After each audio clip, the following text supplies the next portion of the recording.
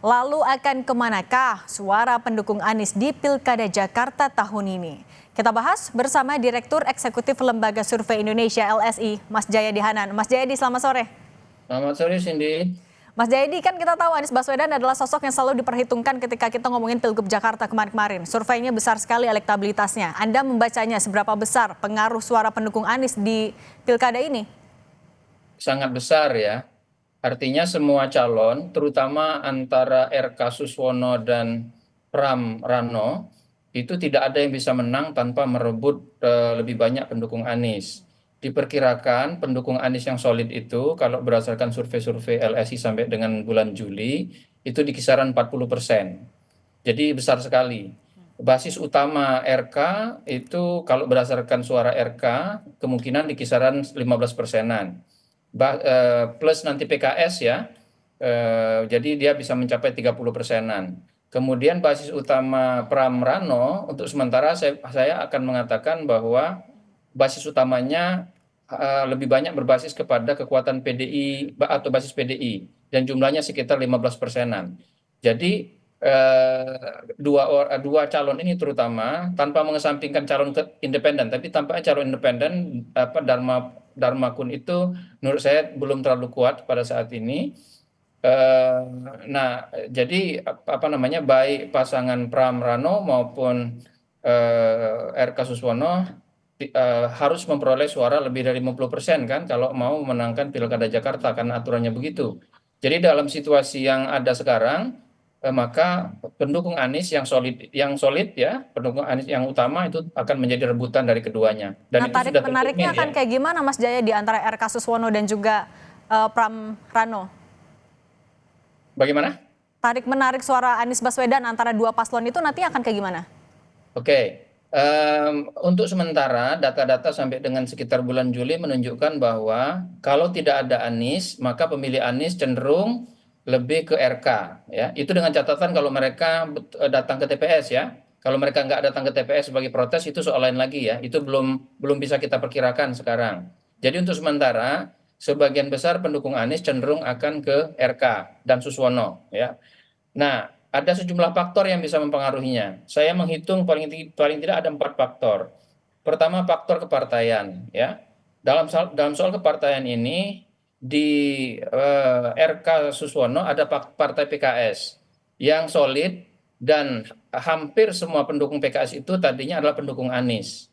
Nah, dengan tidak majunya Anies, sementara di RK Suswono itu ada calon dari PKS yaitu Suswono, maka kemungkinan besar sebagian besar pemilih PKS bisa ditarik oleh RK Suswono ke mereka.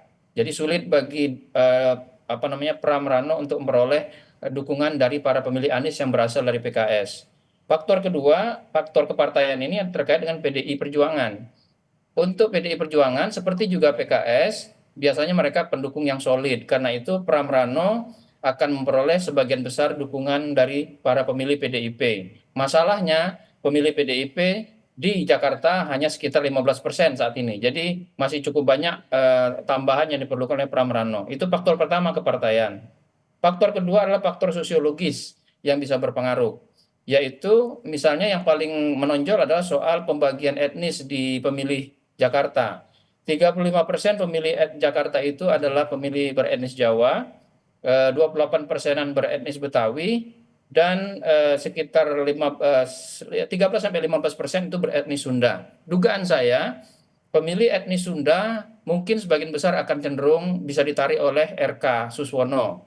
Pemilih Betawi mungkin terbelah karena ada tokoh yang dianggap tokoh Betawi, yaitu Rano Karno dengan perannya sebagai Sidul, walaupun dia sebetulnya orang Jawa, yang bisa menarik bagi para pemilih Betawi. Nah, pemilih Betawi itu selama ini adalah pendukung solid Anies. Jadi mungkin Betawi akan sebagian bisa ditarik oleh Pram Rano, tapi sebagian bisa dipertahankan oleh RK Suswono. Nah, yang menarik pemilih Jawa.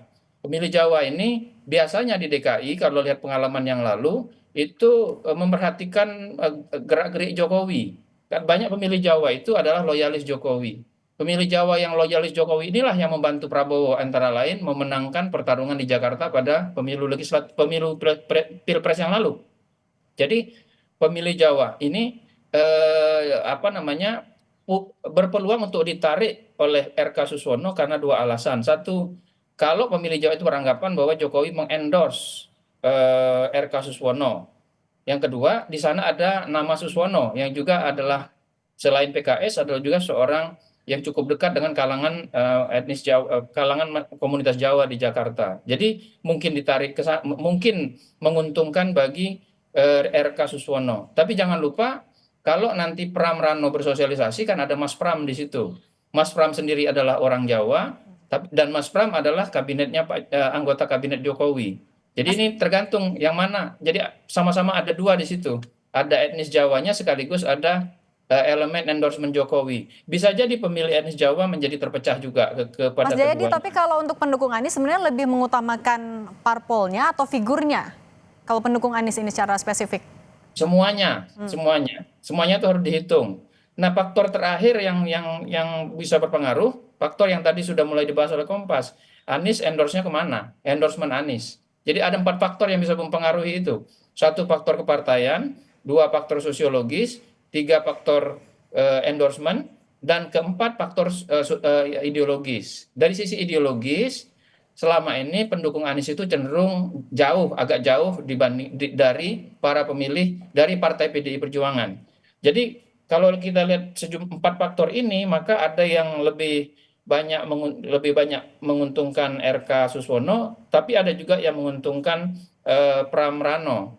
Jadi untuk sementara saya ingin mengatakan berdasarkan data-data yang ada dan pertimbangan itu, sementara pendukung Anies cenderung akan lebih banyak ke RK, tapi masih sangat mungkin kompetitif.